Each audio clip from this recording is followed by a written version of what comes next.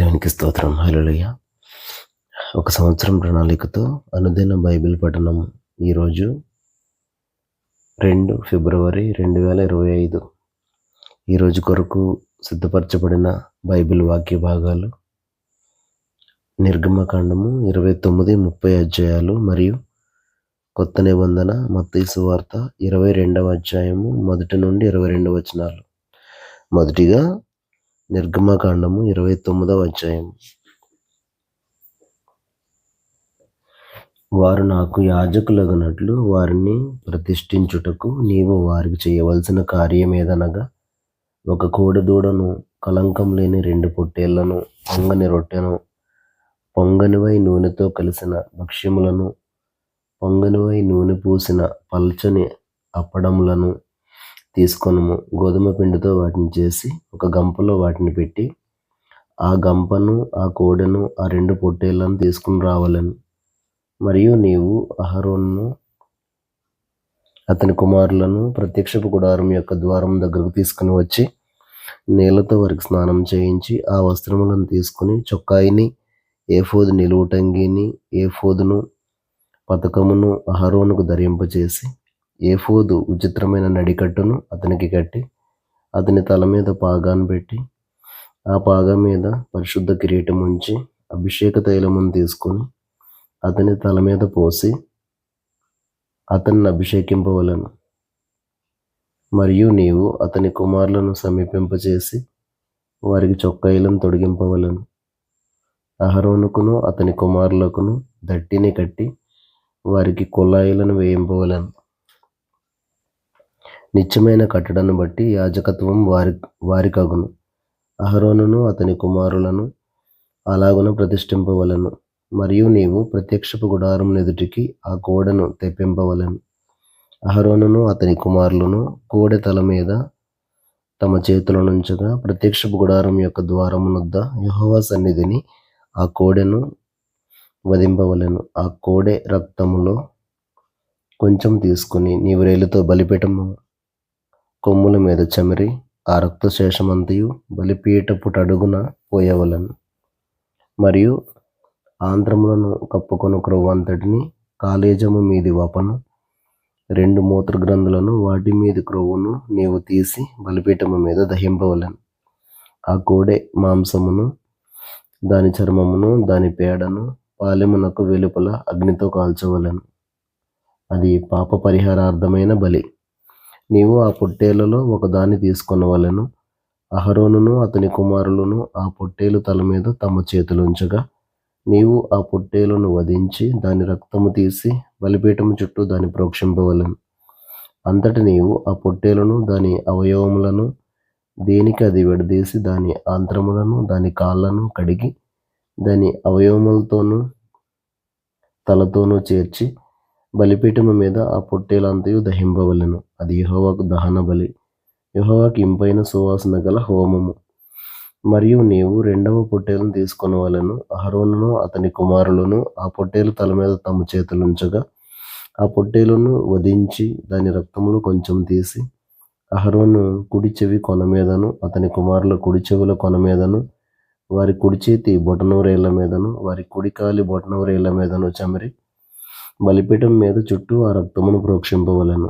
మరియు నీవు బలిపీఠం మీదనున్న రక్తములోను అభిషేక తైలములోను కొంచెం తీసి అహరోను మీదను, అతని వస్త్రముల మీదను, అతనితోనున్న అతని కుమారుల మీదను, అతని కుమారుల వస్త్రముల మీదను ప్రోక్షింపవలెను. అప్పుడు అతడును, అతని వస్త్రములను, అతనితోనున్న అతని కుమారులను, అతని కుమారుల వస్త్రములను ప్రతిష్ఠితములగును. మరియు అది ప్రతిష్ఠితమైన పొట్టేలు గనుక దాని క్రొవ్వును, క్రొవ్విన తోకను, ఆంత్రములను కప్పు క్రొవ్వును, కాలేజము మీది వపను, 2 మూత్రగ్రంథులను, వాటి మీది క్రొవ్వును, కుడి జబ్బను, ఒక గుండ్రని రొట్టెను, నూనెతో వండిన ఒక భక్ష్యమును, యెహోవా ఎదుటనున్న పొంగని వాటిలో పలచని ఒక అప్పడమును నీవు తీసుకొని అహరోను చేతుల్లోనూ అతని కుమారుల చేతుల్లోనూ వాటన్నిటినీ ఉంచి అల్లాడింపబడు నైవేద్యముగా యెహోవా సన్నిధిని వాటిని అల్లాడింపవలెను. తరువాత నీవు వారి చేతుల్లో నుండి వాటిని తీసుకుని యెహోవా సన్నిధిని ఇంపైన సువాసన కలుగునట్లు దహన బలిగా వాటిని బలిపీఠము మీద దహింపవలెను. అది యెహోవాకు హోమము. మరియు అహరోనుకు ప్రతిష్ఠితమైన పొట్టేలు నుండి బోరను తీసి అల్లాడింపబడు అర్పణముగా యెహోవా సన్నిధిని దానిని అల్లాడింపవలెను. అది నీ వంతగును. ప్రతిష్ఠితమైన ఆ పొట్టేల్లో అనగా అహరోనుదియు అతని కుమారులదియునైన దానిలో అల్లాడింపబడిన బోరను ప్రతిష్ఠితమైన జబ్బను ప్రతిష్ఠింపవలెను. అది ప్రతిష్ఠార్పణ గనుక నిత్యమైన కట్టడ చొప్పున అది ఇశ్రాయేలీయుల నుండి అహరోనుకును అతని కుమారులకు నగును. అది ఇశ్రాయేలీయులు అర్పించు సమాధాన బలుల నుండి తాము చేసిన ప్రతిష్ఠార్పణ అనగా వారు యెహోవాకు చేసిన ప్రతిష్ఠార్పణగా నుండును. మరియు అహరోను ప్రతిష్ఠిత వస్త్రములను అతని తరువాత అతని కుమారుల వగును. వారు అభిషేకం పొందుటకును ప్రతిష్ఠింపబడుటకును వాటిని ధరించుకొనవలెను.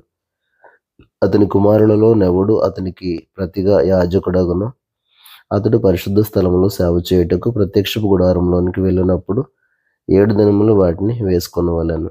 మరియు నీవు ప్రతిష్ఠితమైన పొట్టేలను తీసుకుని పరిశుద్ధ స్థలములో దాని మాంసమును వండవలెను. అహరోనును అతని కుమారులను ప్రత్యక్షపు గుడారం యొక్క ద్వారము దగ్గర ఆ పొట్టేలు మాంసమును గంపలోని రొట్టెలను తినవలెను. వారిని ప్రతిష్ఠ చేయుటకును వారిని పరిశుద్ధపరచుటకును వేటి వలన ప్రాయశ్చిత్తం చేయబడినో వాటిని వారు తినవలెను. అవి పరిశుద్ధమైనవి గనుక అన్యుడు వాటిని తినకూడదు. ప్రతిష్ఠితమైన మాంసములోనేమి ఆ రొట్టెల్లోనేమి కొంచెమైనను ఉదయం వరకు మిగిలి ఉండిన ఎడల మిగిలినది అగ్నిచేత దహింపవలెను. అది ప్రతిష్ఠితమైనది గనుక దాన్ని తినవలదు. నేను నీకు ఆజ్ఞాపించిన వాటన్నిటిని బట్టి నీవు అట్లు అహరోనుకును అతని కుమారులకును చేయవలెను. 7 దినములు వారిని ప్రతిష్ఠపరచవలెను. ప్రాయశ్చిత్తము నిమిత్తము నీవు ప్రతిదినమున ఒక కోడెను పాపపరిహారార్థ బలిగా అర్పింపవలెను. బలిపీఠము నిమిత్తం ప్రాయశ్చిత్తం చేయుట వలన దానికి పాపపరిహారార్థ బలిని అర్పించి దాన్ని ప్రతిష్ఠించుటకు దానికి అభిషేకం చేయవలెను. 7 దినములు నీవు బలిపీఠం నిమిత్తం ప్రాయశ్చిత్తం చేసి దాన్ని పరిశుద్ధపరచవలెను. ఆ బలిపీఠము అతి పరిశుద్ధముగా ఉండును. ఆ బలిపీఠమునకు తగులునదంతయు ప్రతిష్ఠితమగును. నీవు బలిపీఠం మీద నిత్యమును అర్పింపవలసినదేమనగా ఏడాదివి 2 గొర్రెపిల్లలను ప్రతిదినము ఉదయమందు 1 గొర్రెపిల్లను సాయంకాలమందు 1 గొర్రెపిల్లను అర్పింపవలెను. దంచి తీసిన 30 నూనెతో కలిపిన 10వ వంతు పిండిని పానీయార్పణముగా 30 ద్రాక్షరసమును మొదటి గొర్రెపిల్లతో అర్పింపవలెను. సాయంకాలమందు 2వ గొర్రెపిల్లను అర్పింపవలెను. అది యెహోవాకు ఇంపైన సువాసన గల హోమమగునట్లు ఉదయకాలమందలి అర్పణమును దాని పానీయార్పణమును అర్పించినట్టు దీనిని అర్పింపవలెను. ఇది యెహోవా సన్నిధిని సాక్ష్యపు గుడారం యొక్క ద్వారమునొద్ద మీ తరతరములకు నిత్యముగా అర్పించు దహన బలి. నీతో మాట్లాడుటకు నేను అక్కడికి వచ్చి మిమ్మల్ని కలుసుకుందును. అక్కడికి వచ్చి ఇశ్రాయేలీయులను కలుసుకుందును. అది నా మహిమ వలన పరిశుద్ధపరచబడును. నేను సాక్ష్యపు గుడారమును బలిపీఠమును పరిశుద్ధపరచదను. నాకు యాజకులగునట్లు అహరోనును అతని కుమారులను పరిశుద్ధపరచదను. నేను ఇశ్రాయేలీయుల మధ్య నివసించి వారికి దేవుడనై ఉందును. కావున నేను వారి మధ్య నివసించినట్లు ఐగుప్తు దేశంలో నుండి వారిని వెలుపలికి రప్పించిన తమ దేవుడైన యెహోవాను నేనే అని వారు తెలుసుకొందురు. నేను వారి దేవుడనైన యెహోవాను. నిర్గమకాండము 30వ అధ్యాయం. మరియు ధూపం వేయుటకు నీవు ఒక వేదికను చేయవలెను. తుమ్మకర్రతో దాన్ని చేయవలెను. దాని పొడుగు 1 మూర, దాని వెడల్పు 1 మూర. అది చచ్చవకముగా నుండవలెను. దాని ఎత్తు 2 మూరలు, దాని కొమ్ములు దానితో ఏకాండమై ఉండవలెను. దాని పైభాగమునకును దాని 4 ప్రక్కలకును దాని కొమ్ములకును మేలిమి బంగారు రేకులు పొదిగించి దానికి చుట్టూ బంగారు జవను చేయవలెను. దాని జవకు దిగువను దానికి 2 బంగారు ఉంగరములు చేయవలెను. దాని 2 ప్రక్కల యందలి దాని 2 మూలల మీద వాటిని ఉంచవలెను. అవి దాని మోయు మోతకర్రలకు స్థలములు. ఆ మోతకర్రలను తుమ్మకర్రతో చేసి వాటికి బంగారు రేకు పొదిగింపవలెను. సాక్ష్యపు మందసమునొద్ద నుండు అడ్డతెర ఎదుట అనగా శాసనముల మీది కరుణాపీఠమును ఎదుట నీవు దాన్ని ఉంచవలెను. అక్కడ నేను నిన్ను కలుసుకొందును. అహరోను ప్రతిదినము ప్రొద్దున దాని మీద పరిమళ ద్రవ్యముల ధూపం వేయవలెను. అతడు ప్రదీపములను చక్కపరచునప్పుడు దాని మీద ఆ ధూపం వేయవలెను. మరియు సాయంకాలమందు అహరోను ప్రదీపములను వెలిగించినప్పుడు దాని మీద ధూపం వేయవలెను. అది మీ తరతరములకు యెహోవా సన్నిధిని నిత్యమైన ధూపము. మీరు దాని మీద అన్యధూపమునైనను దహన బలి సంబంధమైన ద్రవ్యమునైనను నైవేద్యమునైనను అర్పింపకూడదు.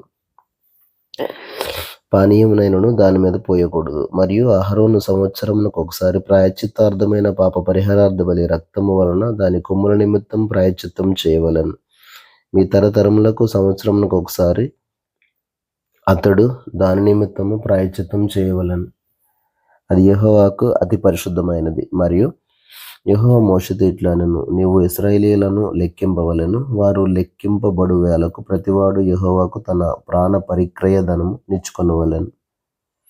అలాగు చేసిన యెడల నీవు వారిని లెక్కించినప్పుడు వారిలో ఏ తెగులును పుట్టదు. వారు ఇయ్యవలసిందేమనగా లెక్కింపబడిన వారిలో చేరు ప్రతివాడును పరిశుద్ధ స్థలము యొక్క తులమును బట్టి 1/2 తులము ఇయ్యవలెను. ఆ తులము 20 చిన్నములు. ఆ 1/2 తులము యెహోవాకు ప్రతిష్ఠార్పణ. 20 సంవత్సరములు గాని అంతకంటే ఎక్కువ వయస్సు గాని గలవారై లెక్కింపబడిన వారిలో చేరు ప్రతివాడును యెహోవాకు అర్పణ ఇయ్యవలెను. అది మీ ప్రాణములకు పరిక్రయ ధనముగా నుండినట్లు యెహోవాకు అర్పణ ఇచ్చినప్పుడు ధనవంతుడు 1/2 తులము కంటే ఎక్కువ ఇయ్యకూడదు, బీదవాడు తక్కువ ఇయ్యకూడదు. నీవు ఇశ్రాయేలీయుల యొద్ద నుండి ప్రాయశ్చిత్తార్థమైన వెండి తీసుకొని ప్రత్యక్ష గుడారం యొక్క సేవ నిమిత్తము దాన్ని నియమింపవలెను. మీకు ప్రాయశ్చిత్తం కలుగునట్లు అది యెహోవా సన్నిధిని ఇశ్రాయేలీయులకు జ్ఞాపకార్థముగా నుండును. మరియు యెహోవా మోషేతో ఇట్లనెను, కడుక్కొనుటకు నీవు ఇత్తడితో దానికొక గంగాళమును ఇత్తడి పీటను చేసి ప్రత్యక్ష గుడారమునకు బలిపీఠమునకు నడుమ దానిని ఉంచి నీళ్లతో నింపవలెను. ఆ నీళ్లతో అహరోనును అతని కుమారులను తమ చేతులను కాళ్ళను కడుక్కొనవలెను. వారు ప్రత్యక్ష గుడారంలోనికి వెళ్ళినప్పుడు సేవ చేసి యెహోవాకు హోమధూపం నర్పించుటకు బలిపీఠం వద్దకు వచ్చినప్పుడును తాము చావకిండునట్లు నీళ్లతో కడుక్కొనవలెను. తాము చావకిండునట్లు తమ చేతులను కాళ్ళను కడుక్కొనవలెను. అది వారికి అనగా అతనికిని అతని సంతతికిని వారి తరతరములకు నిత్యమైన కట్టడగా నుండును. మరియు యెహోవా మోషేతో ఇట్లనెను, నీవు ముఖ్యమైన సుగంధ సంభారములలో పరిశుద్ధ స్థల సంబంధమైన తులము చొప్పున అచ్చమైన గోపరసము 500 తులములను, సుగంధము గల లవంగి పట్ట సగము అనగా 250 తులముల ఎత్తును, నిమ్మగడ్డి నూనె 250 తులముల ఎత్తును, లవంగి పట్ట 500 తులములను, ఒలీవ నూనె సంభారమును 3 పళ్ళను తీసుకొని వాటిని ప్రతిష్ఠాభిషేక తైలము అనగా సుగంధ ద్రవ్య మేలకుని పని అయిన పరిమళ సంభారముగా చేయవలెను. అది ప్రతిష్ఠాభిషేక తైలమగును. ఆ తైలముతో నీవు సాక్ష్యపు గుడారమును, సాక్ష్యపు మందసమును, బల్లను, దాని ఉపకరణములన్నిటినీ, దీపవృక్షమును, దాని ఉపకరణములను, ధూపవేదికను, దహన బలిపీఠమును, దాని ఉపకరణములన్నిటినీ, గంగాళమును, దాని పీటను అభిషేకించి అవి అతి పరిశుద్ధమైనవిగా ఉండునట్లు వాటిని ప్రతిష్ఠింపవలెను. వాటిని తగులు ప్రతి వస్తువు ప్రతిష్ఠితమగును. మరియు అహరోనును అతని కుమారులను నాకు యాజకులై ఉండునట్లు నీవు వారిని అభిషేకించి ప్రతిష్ఠింపవలెను. మరియు నీవు ఇశ్రాయేలీయులతో, ఇది మీ తరతరములకు నాకు ప్రతిష్ఠాభిషేక తైలమై ఉండవలెను. దానిని నరశరీరం మీద పోయకూడదు. దాని మేళనము చొప్పున దాని వంటి దేన్నైనను చేయకూడదు. అది ప్రతిష్ఠితమైనది. అది మీకు ప్రతిష్ఠితమైనదిగా ఉండవలెను. దాని వంటిది కలుపువాడును అంజన మీద దాన్ని పోయేవాడును తన ప్రజల్లో నుండి కొట్టివేయబడవలనని చెప్పము.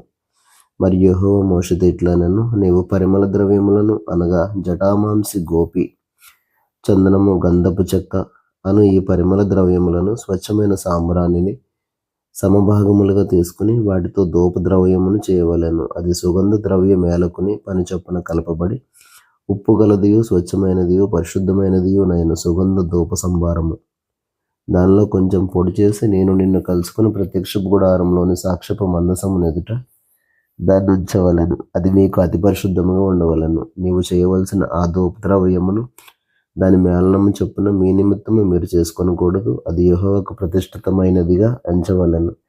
దాని వాసన చూచుటకు దాని వంటిది చేయువాడు తన ప్రజల్లో నుండి కొట్టివేయబడును. క్రొత్త నిబంధన 22వ అధ్యాయము 1 నుండి 22వ వచనాలు. యేసు వారికి ఉత్తరం ఇచ్చుచు తిరిగి ఉపమాన రీతిగా ఇట్లనెను, పరలోక రాజ్యము తన కుమారునికి పెండ్లి విందు చేసిన ఒక రాజును పోలి ఉన్నది. ఆ పెండ్లి విందుకు పిలువబడిన వారిని రప్పించుటకు అతడు తన దాసులను పంపినప్పుడు వారు రానొల్లకపోయిరి. కాగా అతడు, ఇదిగో నా విందు సిద్ధపరిచి ఉన్నాను, ఎద్దులను క్రొవ్విన పశువులను వధింపబడినవి, అంతయు సిద్ధముగా ఉన్నది, పెండ్లి విందుకు రండని పిలువబడిన వారితో చెప్పడని వేరే దాసులను పంపెను గాని వారు లక్ష్యం చేయక ఒకడు తన పొలమునకును మరి ఒకడు తన వర్తకమునకును వెళ్ళారు. తక్కిన వారు అతని దాసులను పట్టుకుని అవమానపరిచి చంపారు. కాబట్టి రాజు కోపపడి తన దండ్లను పంపి ఆ నరహంతకులను సంహరించి వారి పట్టణం తగలబెట్టించాను. అప్పుడు అతడు, పెండ్లి విందు సిద్ధంగా ఉన్నది గాని పిలువబడిన వారు పాత్రలు కారు గనుక రాజమార్గములకు పోయి మీకు కనబడి వారిని అందరినీ పెండ్లి విందుకు పిలువడని తన దాసులతో చెప్పాను. ఆ దాసులు రాజమార్గములకు పోయి చెడ్డవారినేమి మంచివారినేమి తమకు కనబడిన వారిని అందరినీ పోగు చేసిరి గనుక విందుకు వచ్చిన వారితో ఆ పెండ్లి చాలా నిండాను. రాజు కూర్చున్న వారిని చూడ లోపలికి వచ్చి అక్కడ పెండ్లి వస్త్రం ధరించుకొనని ఒకని చూచి, స్నేహితుడా, పెండ్లి వస్త్రం లేక ఇక్కడికి ఎలాగో వచ్చితువు అని అడుగగా వాడు మౌని అయి ఉండెను. అంతటా రాజు వీని కాళ్ళు చేతులు కట్టి వెలుపటి చీకటిలోనికి త్రోసివేయుడి, అక్కడ ఏడుపును పండ్ల కొరుకుటయు ఉండనని పరిచారకులతో చెప్పాను. కాగా పిలువబడిన వారు అనేకులు, ఏర్పరచబడిన వారు కొందరే అని చెప్పాను. అప్పుడు పరిసయ్యులు వెళ్ళి మాటలలో ఆయనను చిక్కుపరచవలనని ఆలోచన చేయించు, బోధకుడా, నీవు సత్యవంతుడివై ఉండి దేవుని మార్గం సత్యముగా బోధించుచున్నావనియు నీవు ఎవరిని లక్ష్య పెట్టవనియు మొహమాటం లేనివాడవనియు ఎరుగుదుము. నీకేం తోచుచున్నది? కైసరుకు పన్నిచ్చుట న్యాయమా కాదా? మాతో చెప్పమని అడుగుటకు హేరోదీయులతో కూడా తమ శిష్యులను ఆయన వద్దకు పంపారు. యేసు వారి చెడుతనం ఎరిగి, వేషధారులారా, నన్నెందుకు శోధించుచున్నారు? పన్ను రోక ఒకటి నాకు చూపుడని వారితో చెప్పగా వారు ఆయన వద్దకు ఒక దేనారం తెచ్చారు. అప్పుడు ఆయన, ఈ రూపమును పైవ్రాతయు ఎవరివని వారిని అడగగా వారు కైసరు అనిరి. అందుకు ఆయన, అలాగైతే కైసరువి కైసరునకును దేవునివి దేవునికిని చెల్లించుడని వారితో చెప్పాను. వారి ఈ మాట విని ఆశ్చర్యపడి ఆయనను విడిచి వెళ్ళిపోయిరి. దేవుడు తన పరిశుద్ధ వాక్యమును మన వినికిడిలో దీవించునుగాక. ఆమేన్.